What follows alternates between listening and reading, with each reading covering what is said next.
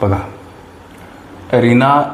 रीमा व मीरा यांनी एक कार भाड्याने घेतली आणि अनुक्रमे 14 तास, 16 तास व 22 तास वापरली. जर रीमाच्या कारचे भाडे 640 रुपये प्रति तास असेल तर एकूण भाडे. हा प्रश्न सोडवायचा कसा? प्रश्नामध्ये दर्शवलेल्या रीना, लेकरांनो लक्ष द्या, रीमा आणि मीरा ह्या तिघीजणी यांनी कार भाड्यानं घेतली आणि वापरली कशी? अनुक्रमे 14 तास, 16 तास आणि 22 तास. लक्षात घ्या. या वेळेचं वापरण्याचे गुणोत्तर काय याला संक्षिप्त जर केलं लेकरांनो तर बे 7 14, बे 8 16 आणि बे 11 22. लक्षात घ्या.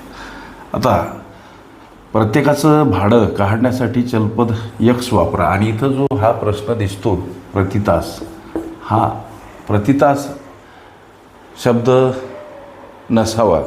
रीमानं दिलेलं हे एकूण भाडं असलं पाहिजे. तेव्हा या गणिताला उत्तराप्रत जाण्याचं वळण आम्हाला प्राप्त होते. गणित काय म्हणते बघा, ही जी आम्हाला चाहूल दर्शवली, क्ल्यू दर्शवला उत्तराप्रत जाण्यासाठीचं. जर रीमाच्या कारचे भाडे 40 रुपये असेल, असं पाहिजे होतं. प्रतितास हा शब्द तुम्हाला घुसमळ्यात टाकण्यासाठी, परीक्षार्थ्यांची मनं गोंधळवण्यासाठी बस. मग रीमाचं कारचं भाडं 640 रुपये. मग रीमानं वापरलेली वेळ आहे 8x, म्हणजे हे 8x बराबर 640.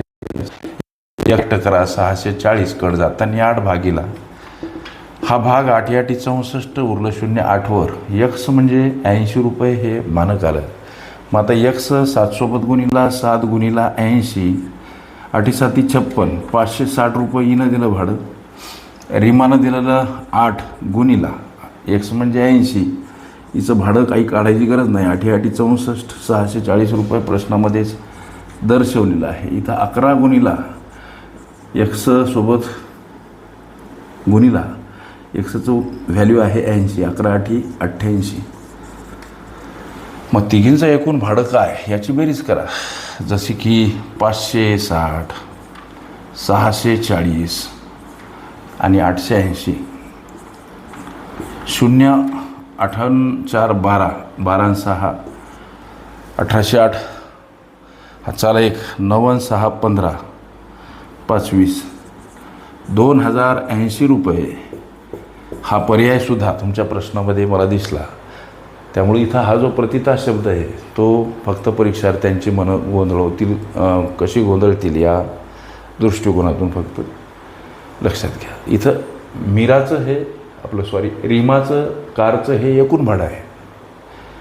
प्रतितास हा शब्द तिथं नकोच होता.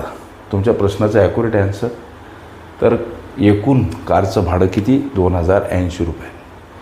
ओके. संकीर्ण प्रश्नसंच ही माझी प्लेलिस्ट अवश्य बघा. त्यामध्ये अशा पद्धतीच्या विविध प्रश्नांचा सराव तुम्हाला करता येईल.